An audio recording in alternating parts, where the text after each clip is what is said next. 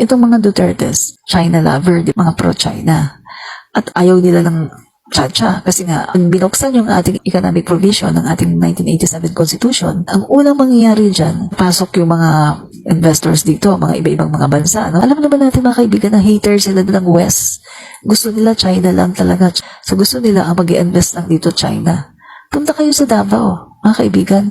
Halos lahat China dun eh. Parang ipinattern talaga siya sa isang probinsya ng China. So kita nyo, ito yung gusto nilang mangyari mga kaibigan, na talagang ang mag-i-invest lang sa Pilipinas ay China. Sa China lang tayo makikipagkaibigan, lumayo tayo sa Amerika, lumayo tayo sa West. Yun ang gusto nila. Pero alam niyo ba mga kaibigan na ito ay isang patibong, no? Patibong yan ng China. Alam niyo ba mga kaibigan, no, yung mga nangyari doon sa mga maliliit na mga bansa na yung kanilang yung mga proyekto, China, mga nag-invest sa kanila, puro China. At nagkaroon sila ng problema, mga kaibigan. Yung mga bansa na yan na ibinaon ng China sa utang, mga mahihirap na bansa na ibinaon ng China sa gabundok na utang. Napag-alaman na umabot sa 42 mahihirap na bansa ang pinautang ng China na mahigit 10% sa kanilang gross domestic product, no? O kabuang halaga ng lokal na produksyon, kabilang na ang Laos, Papua New Guinea, the Maldives, Cambodia, Myanmar, no?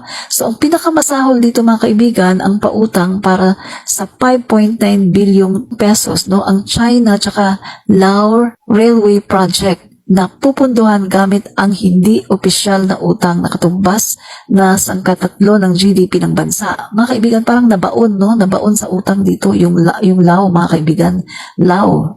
Pag binasa mo siya Laos, pero hindi naman siya Laos eh. Laos, silent S, no? Ginagawa ngayon ng China, no? Tinatry nila na itrap ang bawat country ng utang. Pinapautang nila ng pinapautang para matrap nila mga kaibigan. Nang sa ganon, kapag dumating yung panahon na hindi na makakabayan, iniilit nila yung property. At mga kaibigan, alam nyo ba, panahon noon ni Duterte, si Duterte po mga kaibigan, ay nagkaroon ng kasunduan sa China. Kasi di ba, ang China noon nag-invest dito sa atin. Nangutang po ang Duterte administration noon, no? Nangutang ang administrasyon ni Duterte. At mga kaibigan, alam nyo ba, doon sa kasunduan, nakalagay doon na kapag hindi makabayad, no, ang Pilipinas, pag dumating ang panahon na hindi makabayad ang Pilipinas, ang Recto Bank ay iilitin ng China. Mga kaibigan, hindi fake news yan. Hindi fake news yan. Eto, andito. Recto Bank, mga kaibigan, kung saan ang Recto Bank ay napakayaman sa langis. Kita nyo, ganyan ang ginawa ng Duterte administration. Na kapag hindi nabayaran yung loan na yan sa China, ay pwedeng ilitin ng China ang ating Recto Bank. Ito yung loan agreement, no? Sandali, pakita ko sa inyo, Ang nag-ano nito ay Philstar. Binigyang diin ni Agabin na ang sinasabi sa loan agreement na kung halimbawa na dumating ang punto na mawalan ng pambayad ang Pilipinas sa pagkakautang nito, ay pwedeng ipambayad ang nakadepositong langis sa Recto Bank. Yan ang kasunduan. Panahon ni Duterte. Mga kaibigan, ibig sabihin mawawalan tayo ng langis. Kasi kung yung mga langis na ididig doon, no, pambayad lang sa kanila. Diba? Yan po ang kasunduan na pinasok ni Duterte. O diba? Bakit siya nagkapagkasundo ng ganon? Kaya mga kaibigan, si Duterte po ay isang traidor sa bayan. Traidor siya sa bayan. Pero nakakapagtaka na kahit na nakikita na ng mga didishits yung ginawa niyang katraidoran sa bayan, ay eto pa rin sila. Sinasamba pa rin nila ang kanilang puon na si Digonyo. Kahit na tinraidor na ang ating bayan. Grabe, no? Ayan mga kaibigan, no? Yung binabasa ko. Binigyang diin ni Agabin na ang sinasabi sa loan agreement na kung halimbawa na dumating ang punto na mawalan ng pambayad ng Pilipinas sa pagkakautang nito, ay pwedeng ipambayad ang nakadepositong langis sa Recto Bank. Yan. Kaya ano ang ginawa ng Marcos administration? Ang sabi ng Marcos administration, tama na, hindi na tayo uutang sa China. Kasi mga kaibigan, nakita po ng ating Pangulo na ang China po, meron silang vested interest. At saka malaki po ang, malaki yung malaki ang malaki ang interest po. At saka talagang may vested interest sila na gusto nilang ipabaon sa utang ang isang maliit na bansa o isang developing country. Gusto nilang ipabaon sa utang nang sa ganon, kapag nabaon na sa utang, iilitin nila o kukunin yung ating teritoryo. Yan po ang strategy ng China. Kaya, ang Pangulo natin, di ba? Hindi na ganun ang Pangulo natin, pupunta na lang sila sa iba, no? Ibang investors, wag lang sa China. Ganyan po ang gawain ng China. Tuso. Ang gagawin nila, pautangin nila ng pautangin ng maliliit na bansa para kapag wala nang pambayad, iilitin ang mga ari-arian. Hindi po katulad sa Amerika. Ang Amerika po, hindi naman nangiilit, di ba?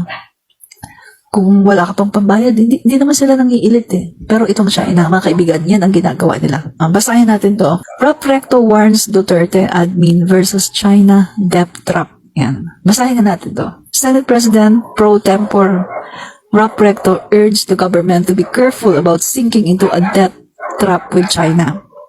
The Batangas Politico said several countries that have been wallowing in Chinese debt have ceded control of their own territories to the world giant. No? So yan ginagawa ng China, mga kaibigan. Iba yung pag-iingat ang muli nating ipinapayo sa pamahalaan sa lahat ng ito. Hindi kaila sa marami sa atin na nagbabasa ng mga balita at pangyayari sa ibang bansa ang tinatawag na debt trap na kinasasangkutan ng China. Recto said, mag-aalok ng pera sa mga bansang nangangailangan at kung hindi na makabayad ay hinihingi ang kontrol sa isang lugar na nasasakop ng bansang umutang. Ilan sa mga bansang naipit sa debt trap ng China ang nawala ng kontrol sa kanilang ports na hinihinging kabayaran ng China. Kita niyo, mga kaibigan? Sa kanila, nung hindi na sila makabayad sa utang, no? Recto also noted that many of the countries with huge debt to China are their neighbors. Kita nyo, di ba? Tapos sa mga Duterte, gusto nila China, China, China lang. Ay, mga kaibigan, magiging totoo talaga na magiging province of China tayo kapag hindi talaga tinigilan ng mga Duterte. Kaya nga, mga kaibigan, kapag Duterte pa rin, no? Kapag may Duterte na naman na naging Pangulo ng Pilipinas, sigurado yan. Magiging province of China tayo. Totoo yan, mga kaibigan. 8 bansa sa ngayon ang sinasabing nanganganib malamon ng debt trap ng China. Marami sa bansang ito ang kapitbahay ng China o nasa border nila.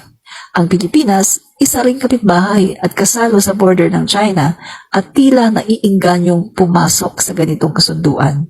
Ito ang ating pinangangambahan. Kita mo, mga kaibigan, si Rob Recto, nag-warning siya kay Duterte na huwag ka masyadong uutang dyan sa China kasi iilitin yung ating yung ating teritoryo. Diba? Yun yung mga kaibigan. Kita nyo? Malamang, mga kaibigan, ito ano ko lang parang may isip lang aking malikot na kaisipan, mga kaibigan. Malamang may involved na pera panahon ni Duterte. Kasi bakit ganun yung China? Bakit parang gigil na gigil silang angkinin yung ating exclusive economic zone?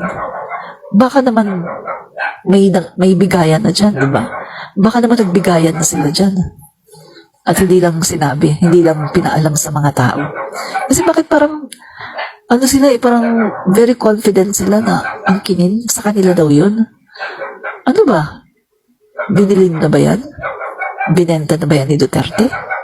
Diba? May isip mo, mga kaibigan baka naman binili na ng China kay Duterte. Kaya gano'n na lang talaga si Duterte na himod sa puwet ni Xi Jinping. Pati si Sara hindi makakibo. Diba? Hindi sila makakibo. Si Pulong. Gano'n din si Pulong ang sabi ni Pulong, dinidemonize daw natin yung China. So, ibig sabihin, yung mga nagtatanggol sa West Philippine Sea, dinidemonize natin yung China. Ganon yun nila tinitingnan. Na tayo, nagdidemonize tayo sa China. So, dapat pala talaga ibigay na lang natin lahat. Yun ang gusto nila, ibigay na lang natin lahat. Yung ating EEC, ibigay na lang lahat. Diba? Yung ating 200 nautical miles. Exclusive economic zone. Gusto nila ibigay na lang lahat. Para walang away. Hindi naman pwede yun, mga kaibigan, dahil iba na ang Pangulo ng Pilipinas. Ang Pangulo ngayon ng Pilipinas ay matapang at hindi duwag.